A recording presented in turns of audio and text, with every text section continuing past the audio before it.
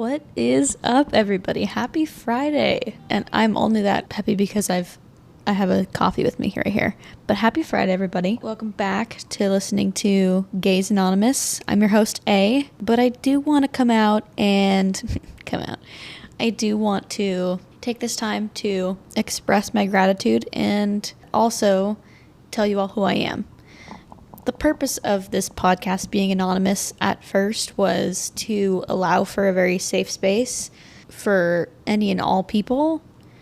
And I think I can continue to do that, but also express, who I am and be able to kind of podcast and see where it goes from there. But yeah, so my name's Adry. Some people know me as Adry. Some people know me as Adriana. McAdry McSites, but that's a story for another time. Yeah, I am originally from Oregon. I am a Midwest transplant, and I'm currently in Indiana. I wanted to create this podcast because I am and have been in the helping profession for a really long time. Really long is relative, I guess. To me, it feels like a long time, and social workers will feel me on that. But I am a licensed clinical social worker and here in the state of Indiana, and have been doing direct and indirect client work it's been about 5 years now. Graduated with my master's in social work, got my license, and have done individual, couples, family counseling, as well as some case management. And I'm now kind of stepping into a different role with doing a bit more training and sorts of things like that. But yeah, I wanted to create this safe space as a person who identifies as non-binary, as a person who identifies as a lesbian in the helping profession, and just talk about these things because I don't hear people talking about these things enough. I don't see it enough. I don't hear it enough. And I want to create spaces for people to hear it and see it and know that they're not alone in thinking these things or having these questions or just wanting another kind of gay media source to digest and be a part of. So I'm glad that you're here. And thank you for taking the time and listening to me. On that note, I previously discussed potentially being in some markets this summer to be able to get to know you all and see faces, but unfortunately I did not end up getting booths there. But that is very much okay. I'm still looking for outside markets, so if you have any markets that you go to and are in the Indiana area and want to, shoot me a message, feel free on the podcast Instagram page at Gays Anonymous Pod. Feel free to let me know. I'd love to meet more people. I'd love to create a real community around this, and I think it would be a really fun and awesome thing to do. So let me know. One other thing before I get into the episode and just start talking away here is shout out to M, previous guest on the podcast. Thank you for, I don't know if you've noticed this wonderful upgrade on the vocals here, but appreciate the mic, so thank you for that, M. You are wonderful, and I can't wait to have you on for round 2. Yeah, before we get into it, I just wanted to check in with everybody. A little mental health check-in. How's everybody doing? Take a nice deep breath. The state of the world is, as always, unfortunate and ever-changing, especially as, certain states are starting voting and a lot of political stuff going on very shortly here. Checking in with yourself, seeing how you're doing. Digest the media that you want to and can digest, and don't be too hard on yourself. Give yourself grace as it relates to that. I am doing that myself, so make sure you're doing that for yourself and check in. Also, does anyone find it hard just to, be living right now, and in the sense of it feels like I'm paying everybody all of my money all the time. Renting, groceries, groceries cost more now or something. Everything's going up in price, and my salary stays the same, so that's different and fun. Yeah, how are people living these days? Are we having fun renting? I'll probably end up at some point getting roommates and moving out of the Midwest, but for now, it's a little expensive. I'm not gonna lie. I thought Indiana would be a little cheaper. Maybe that's on me. Maybe we need to do a little bit more browsing of the market and see what we can do. But yeah, it's just expensive to live right now, expensive to be in this world that we didn't ask to be in, and that's super fun. On another more positive note, let's get into some gay questions. That's why we're all here. The first question, who is your queer role model? This is a wonderful question. My biggest queer role models would have to be Shannon Beveridge and probably JVN, Jonathan Van Ness. I feel like specifically for me growing up, I definitely searched and looked for different pieces of media that I could consume as a young person trying to kind of figure themselves out. And Shannon's videos were some of the first that I ever watched on YouTube. And it just felt very authentic. It felt very normal. And she was in a sorority like I was in a sorority. She was experiencing similar things to what I was experiencing. She also in this gray area of not super femme, not super masc, and that kind of felt good to see on camera. And so that was a definitely something that kind of stuck out to her for me. And I think she's also done some really wonderful things for the LGBTQ plus community. I think she's created a lot of awesome spaces for people. I also think she's like very transparent, which is probably tough for her, but very transparent in her relationships and dating life and like how difficult and not difficult it is, and very open that way. And I think when it comes to people I see as role models, I see the authenticity that is there, and I see like truth, and I think that's important in people that at least I look up to, is that there's truth to them, there's honesty to them, and vulnerability and authenticity. And I think she embodies that fully. And I think very similar of JVN. I mean, other than the fact that JVN's just the most hilarious person, watching Queer Eye and seeing this kind of new set of gay people come into this show and bring kind of an older show back and make that like fresh and new was like, I'm interested to see what this looks like. And I think JVN did a wonderful job at doing that. Also has a podcast that's wonderful and is also discussing gender, determining what they want to do for themselves, and like basically creating their own path, like free of judgment, free of expectation, and just living their whole life authentically, which is all I need in a role model, is someone that is authentic. And that to me, JVN just embodies authenticity to me. So hopefully one day I'll get to meet them, but we'll see. The next question, how should I respond to the I accept gay people, I just don't approve of the lifestyle bullshit? This depends on a couple different factors. I think one, how you respond, there is no right or wrong here. First off, I think determining where this person is coming from could be helpful in how we respond to something like this, because it would be really easy to jump down their throat. And although I think that is in some circumstances fair, I think, whether this is a person at a bar or your family member, this changes how I respond to this question. So I think context in this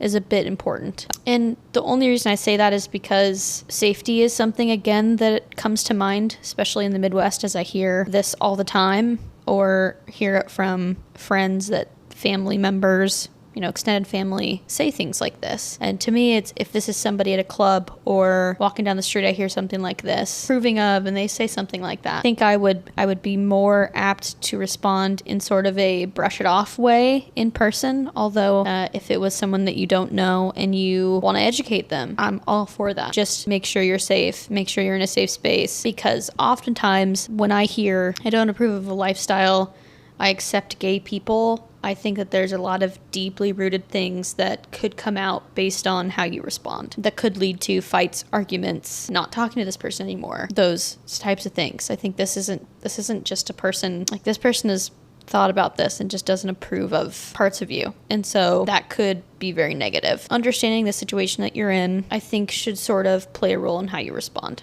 I think as far as family members, friends, people in your circle that say something like this, you have every right to educate, to discuss why that is inherently incorrect. Because I see it like this. I see it's like someone saying that they accept that someone has brown hair, but they don't approve of how brown-haired people live their lives.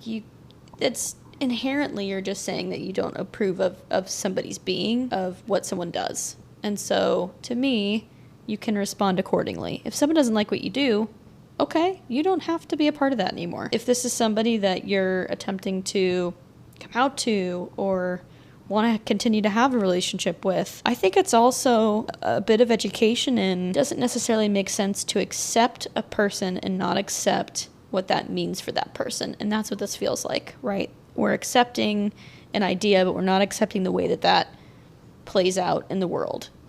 And so if you're not accepting of somebody's lifestyle, not accepting of somebody's queerness, then you're not accepting of that person because that person is inherently queer. I don't think those two things are separate. I think those two things are very much intertwined. And so I think it's just educating and having more discussions with this person and then determining where your boundary is in, if this person continues to say this, how much energy am I going to give to them? How much energy are they putting into understanding what I'm saying, if at all? And what could that look like moving forward? Next question here.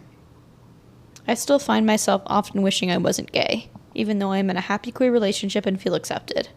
What are some suggestions you have to learn some self-love and accept yourself with pride? Well, first off, I hear you. Self-love and self-acceptance is not easy to come by. I think this is something that we have to continuously learn to develop within ourselves, actively almost force ourselves to do. I think we come from a society that wants us to not like ourselves so that we buy, spend, attempt to look like, feel like, be like other people. And so I think, one, giving yourself a little bit of grace. I think self-love and accepting yourself and just positive and self-esteem. People go to therapy for these types of things. This is not something that is inherent to everybody and needs work. You have to work to love yourself. You have to work to accept yourself. And I think you add the layer of being queer into this. I wonder what it is exactly that you're feeling in terms of your queerness, how you identify yourself. You're in a relationship. You said you're in a happy queer relationship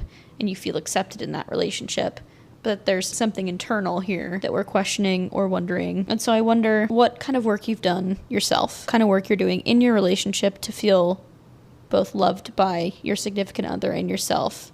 And then what you've done in terms of accepting yourself and your queerness. Are there people around you that aren't accepting of that? And that's bringing up some, internalized homophobia. Is there internalized homophobia that you haven't yet discovered or allowed yourself to feel? What has your experience been like up to this point? I would really reflect on that, whether that's through journaling, through a therapist. What is it about yourself that feels wrong to be queer, to be gay, and identifying and determining what that's like, how that feels, and in the context of being in a relationship. So I think it's very easy to see this question as, oh, well, you're happy and you feel accepted, you should be all good to go. But in reality of just our experiences, our world, it's not like that. You still have to love yourself, accept yourself, and reflect, determine who you are in the context of your queerness, or what you want to be in the context of your queerness. And that's not an easy thing. Even in very happy circumstances, environments, it doesn't mean you can't still be feeling these ways. And I think a very important thing to recognize within yourself, if there are these negative feelings or emotions, while the things around you are, quote unquote, happy or good, right? Next question is, I'm questioning my gender expression, but I am in a relationship and worry it will change our relationship or if they're attracted to me. How do you navigate gender conversations with a partner who is dating you in your current gender expression and you had not previously ever discussed this? I think this one I actually have some specific experience with. I think most importantly with this is remembering and reminding yourself that if you're in a relationship with somebody, no matter what it is, whether that's gender, your sexuality, what you look like, how you're feeling, the other person is in a relationship with you because they love you and respect you. And so to me, if you express change in how you want to express yourself, change in what you want to look like, just any sort of desire to change or accept a different part of yourself in that regard, I think should be respected by the other person. I'm sure it has many conversations to be had, but I don't think this should be a sticking point for most. And if it is, I think that's a whole other deeper conversation to be had. Person likes you for you, and if that's so, then gender expression shouldn't necessarily be a factor in not wanting to be with you. And if it is, then I'm not sure that's the right person for you in general. I think you should be open, honest conversations that everybody should be okay with having, and coming to a conclusion that, you know, whatever you decide is just that, whatever you decide. It's potentially a sticking point in place where, you know, maybe someone doesn't have the knowledge or understanding, and to express that to them, and to express that, you know, this doesn't necessarily change the feelings for the other person in the relationship. It's such a gender expression. It's something that is very internal to the person, although has outside, you know, ramifications in terms of, you know, potential, you know, physical changes if you're wanting to transition, or ramifications in terms of different pronouns that your partner may use, or, you know, maybe you want to be addressed differently in some other way, or may express yourself in clothing a different way. And so, yeah, these are conversations you could have, and I think it's more so to build the other person's understanding of where you're at. That's what I would worry about, is their understanding of it. I want to make sure that you understand that this is what I'm thinking or feeling, versus them being okay or not okay with it. Like, I would hope that people would be okay with it. And then the worry then is, how do I explain this? Or how you know, I would hope the worry and just the feelings would be related to, like, how you express yourself. And you just getting to determine what that looks like for you, and that being integrated into a part of your relationship instead of that being a sticking point, is what I would hope. I would say if this is something that's much more of a sticking point for the other person, then I would suggest couples counseling or outside resources to have more open dialogue and conversations about this. I hope this isn't necessarily a sticking point for you, or for the relationship, I should say. Next question. How do I handle someone that is treating me like a token gay instead of a real person? The intent isn't malicious, but I also don't like being assumed to be something. Even though they're being kind, I get offended when someone immediately assumes I like drag or want to go shopping with them. Is this a me problem or a them problem that I can respond to? This feels like two different questions. And I say that because I think I hear with the token gay something that I think I've even done this to other folks, and specifically gay men, where there is that just inherent assumption that they all watch RuPaul and have wonderful calves and walk really fast, like Cher. You know, I mean, just like things like that. Like, there are definitely assumptions that I know I'm even prey to kind of expressing and putting and generalizing into a group there. And I know it isn't malicious, but it is something that needs to be talked about. And I think you can express that to this person, this friend, just, you know, saying, hey, I don't love that that's being so generalized. Like, that's not something that I love to do, and maybe other gay men do. You know, not all gay men like RuPaul. Not all gay men have great calves. Not all gay men watch old clips of Cher. You can tell I'm a lesbian because I can't even think of these things, but just some assumptions. We don't need to be assuming these things, because just like any other group of people, not every one person is the same. So, you know, expressing that to that person, having them have an understanding that this isn't something that you would say to a straight person. Like, not every straight person watches NASCAR. So we shouldn't assume and discuss it in the thinking that it is. And yeah, so communicating that to them, and I think expressing that, like, hey, I know you aren't doing this to be malicious. I know you were just trying to be funny or da-da-da-da, but I do feel offended when you assume that I blank, blank, blank. That's totally fine. Like any other part of a friendship, right? Hey, I know you're not doing this to be malicious, but that's hurting me, is so completely fair. That's a boundary that you can express and hold and feel comfortable in doing so. If you don't like to be called something, if you don't like someone assuming something about you, that's okay. That's like so okay. It just needs to be expressed so they know that that's not okay. I think that the second part to me was kind of a second piece of this, and it says that this person gets offended when someone assumes that they like drag or wants to go shopping with them. I think this part to me feels a bit more internal. Although I think it's completely fair to not want someone to assume that you like drag or want to go shopping. I think I wonder why it is so not bad, but that you don't like that it's specifically like drag and shopping. And it sounds like maybe this might be a gay man, and so it's understandable, given that, at least from what I've heard, assumptions are, you know, drag and shopping, sort of this very feminine ideal of what a gay man looks like. But is it specifically like the assumption there that's hard? Is it that people think of you a certain way that feels difficult? Is it because it's more feminine? And so there's some maybe internalized homophobia that's creeping up in there, that people think that maybe you're more feminine than you want to be perceived as. And so I would urge you to kind of look a little bit deeper into that second part there, and just kind of reflect and see, like, what about that makes me feel uncomfortable? What about that assumption is harmful to me? And if it's just because someone's assuming something of you, then okay, what we discussed before. And if it's, oh, well, it's because these are feminine things and I'm not that feminine. Okay, what about being feminine isn't good, isn't right? Why do we feel that way? Is that okay to feel? Could I feel a different way about it? A little internal dialogue there. I think that'd be something that I would look more into, as I am also assuming this is coming from a gay man, but much like some conversations we had in previous episodes of sort of feminine being bad. And so just looking into that and reflecting and just seeing if that's a piece that's coming up for you. This next question is about the gender binary.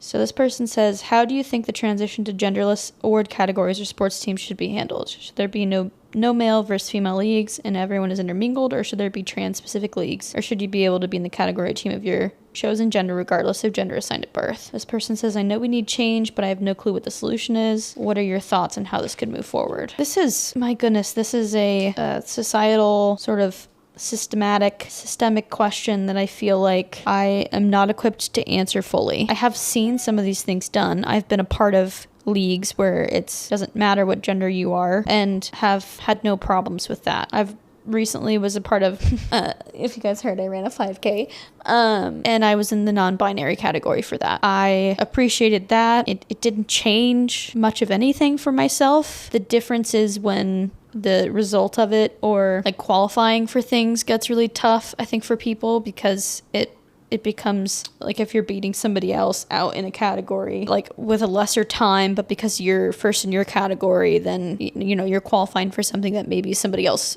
would or wouldn't have. And so I think like with the 5K or some of these things that I've noticed, it either is like not as competitive, and so thus I don't think has any issues, and then also isn't something that we're looking to qualify for anything, or it's more of an individual sort of sport, or something that wasn't necessarily the national championships or the Olympics. As far as intermingling, I honestly think you should be able to be in whatever category you want. And I think the understanding of what that looks like in terms of ability, be different categories, because then I think you're expressing specifically binaries. I think people should just be able to identify how they identify and enter themselves into races, things like that. I don't know what it looks like on a team standpoint, because there are many people that would be completely fine whether they're non-binary, transitioning, now identify different than their gender assigned at birth. That would be completely okay on the quote-unquote opposite sexes team. And so I think it has to end up being either a case-by-case basis, or what the person feels comfortable with, and you try out, and if you feel comfortable being on this team, or you feel comfortable in this area of competition, then you should be able to do it. I don't see any issue with not intermingling. But that is a really tough question, and it's definitely something that we'll probably see more of in the future, and something that I would love to talk to, whether that's an athlete or really anybody that knows a little bit about, this, whether that's in the media or, trans athlete, that would be able to express and explain why people are pushing back and why that seems to be such a big issue when it comes to competitions and high stakes sports, really, in general. But I would love to learn more about that, and think that'll be something to dive more deep into. And I don't think I have all the answers to that. I'm not really in that space, and I'm also not an athlete looking to do that. I appreciate these questions, and think this just leads into what I'm hoping to do as we get into the coming months, talking a bit more about LGBTQ history, talking more to folks that are within the queer community, continuing to have guests on, hopefully meeting you guys in person at markets or around town or whatnot. I think that would be wonderful. So thank you guys for listening. I appreciate your time. Comment, send me DMs, send me questions. I'm hoping to get a link that'll actually make that more anonymous for you all. So be looking out for that in my Instagram bio here shortly. All right. Well, thank you so much.